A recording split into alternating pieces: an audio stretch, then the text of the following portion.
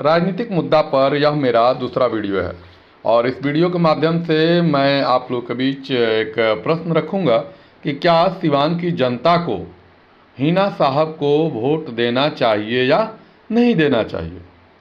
तो सबसे पहले हम यह देखें कि हिना साहब को वोट क्यों नहीं देना चाहिए, ऐसा लोग क्यों सोचते हैं।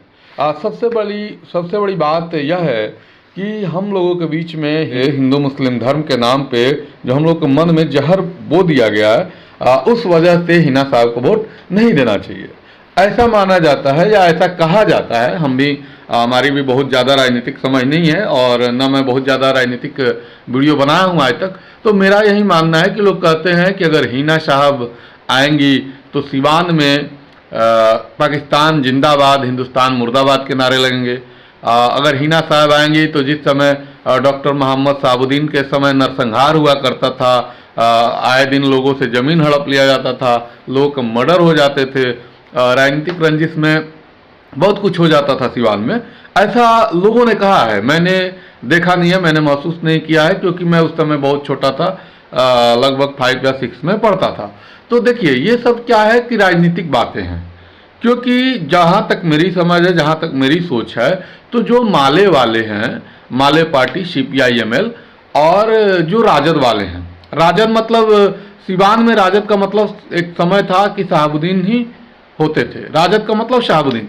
तो एक समय ऐसा था कि माले और शहाबुद्दीन के बीच में 36 का आंकड़ा रहता था।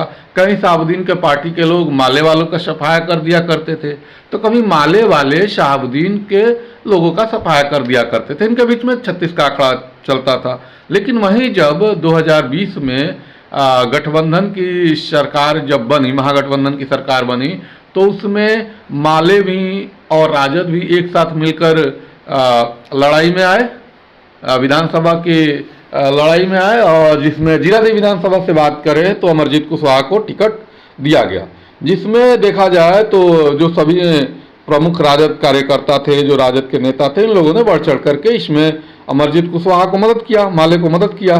तो यह कहना कि कौन सही है कौन गलत है, कब किसका कौन दुश्मन बन जाएगा, कब किसका कौन दोस्त बन जाएगा, राजनीति में ये बहुत बड़ी बात नहीं है। सब मिले जुले हैं, सब एक दूसरे के मतलब क्या बोल सकते हैं, शागिर्दी रहते हैं।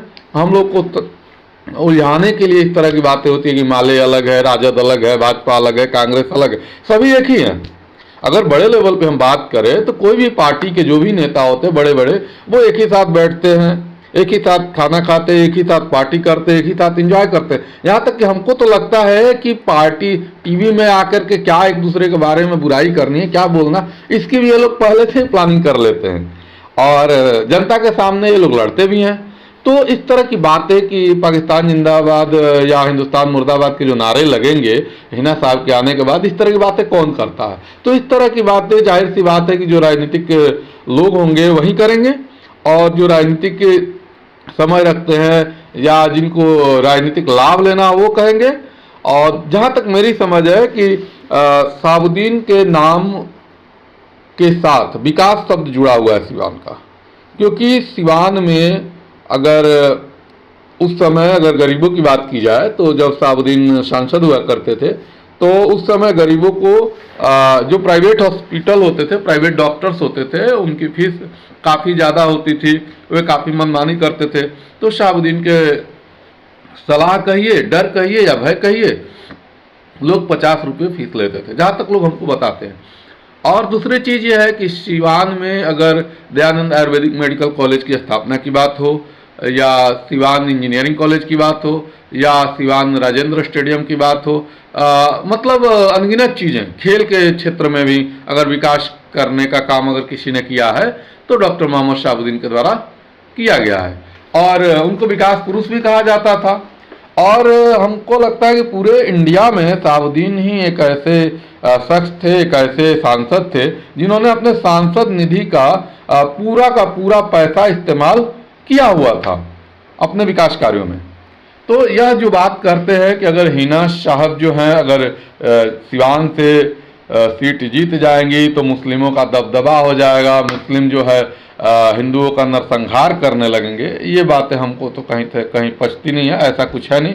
लोकतंत्र है, लोकतंत्र में और संविधान में, संविधान के दृष्टि में भारत के जितने भी लोग हैं वो सभी एक समान हैं। जाति के नाम पे, धर्म के नाम पे, लिंग के नाम पे, नस्ल के नाम पे आप किसी के साथ दुर्भावना का व्यवहार नहीं कर सकते, किसी के साथ भेदभाव नहीं कर सकते हैं। तो राजनीति है। और आप अब यही बताइए ना कि आपने कविता सिंह को वोट क्यों किया था। हमने भी कविता सिंह को वोट किया था पिछले लोकसभा चुनाव में, यह सोचकर कि ये मोदी जी का चेहरा है, और हमने यह सोचकर वोट किया था कि एक सवर्ण है, राजपूत है ना। एक वोटर के नाते अगर मैं बात करूं तो मैं एक जाति से ब्राह्मण हूं, तो मैंने इसलिए वोट किया था कि सवर्ण है तो सवर्णों की मदद करेंगे। लेकिन वहीं जब मैं एम्स में पिछले साल एडमिट हुआ था तो हमारे जो सांसद के प्रतिनिधि हैं, सांसद के पति हैं, जदयू के वरिष्ठ नेता हैं, हिंदू युवा वाहिनी के कोई बड़े पद पे हैं, अध्यक्ष शायद या जो भी हैं, अजय सिंह जी, उनको फ़ोन लगाया हेल्प मांगने के लिए, तो हमको एक पैसे का हेल्प वहाँ से नहीं मिला। पैसा छोड़ दीजिए ना, एक पैरवी जो होती है कि एम्स दिल्ली में अगर आपको इलाज कराना हो तो बिना पैरवी का आपका कोई इलाज नहीं होने वाला है। तो उस समय अजय सिंह ने कहा कि एक दिलीप सिंह है, उनसे बात कीजिए। दिलीप सिंह ने कहा कि रंजीत सिंह है, उनसे बात कीजिए। ये सिंह के चक्कर में इस पंडित जी का, इस ब्राह्मण का सत्यानाश हो गया, किसी ने कोई मदद नहीं की। तो हम क्यों वोट करेंगे? हम जात के नाम पे, धर्म के नाम पे क्यों वोट करेंगे?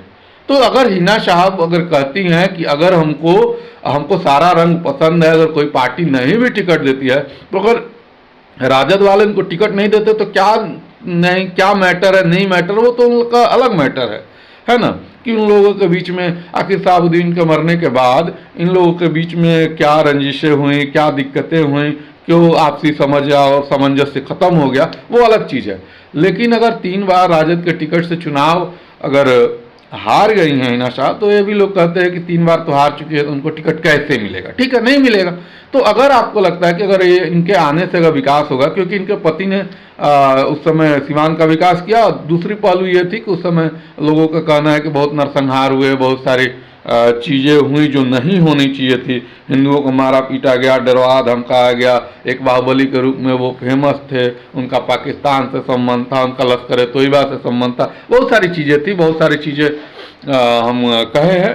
और सारी चीज़ें ठीक है, सारी चीज़ें अपनी जगह पे है, लेकिन परिस्थिति बदली है, समय बदला है। अगर कहीं कुछ गलती होती है और अगर इंसान उस गलती को एक्सेप्ट करके आगे बढ़ने का प्रयास करता है तो उसको एक बार मौका देना चाहिए, जहाँ तक मेरी समझ है। क्योंकि हम राजनीति में अपने जीजा को नहीं ढूंढ रहे हैं, हम अपने राजनीति में हम अपने नेता को ढूंढ रहे हैं। और नेता का मतलब वो होता है कि वह हमारे आगे रह करके हमको लीड करे, न कि हम कभी दुख की घड़ी में आ जाए तो हमको वो मतलब क्या बोलते हैं कि नज़रअंदाज कर दे। ऐसा नेता नहीं चाहिए, जहाँ तक मेरी समझ है। और मैं ये बातें एक वोटर के तौर पे कर रहा हूँ, एक पत्रकार के तौर पे नहीं कर रहा हूँ। तो मुझे लगता है कि अगर हिना साहब अगर सबको एक्सेप्ट कर रहे हैं, सबको साथ लेने की सोच के चल रही हैं, तो उनको वोट देना चाहिए।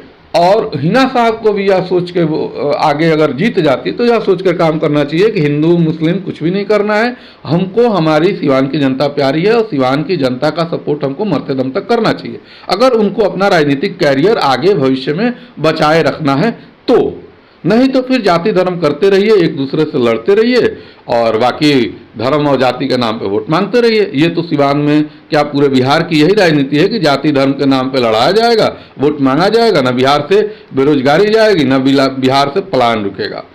तो ये राजनीतिक मुद्दों पर यह मेरा दूसरा वीडियो था। आपको हमारा वीडियो कैसा लग रहा है आप ज़रूर बताइएगा, और कहीं कोई कमी रह गई हो तो उसके लिए हम माफ़ी चाहेंगे। तब तक के लिए नमस्कार, धन्यवाद।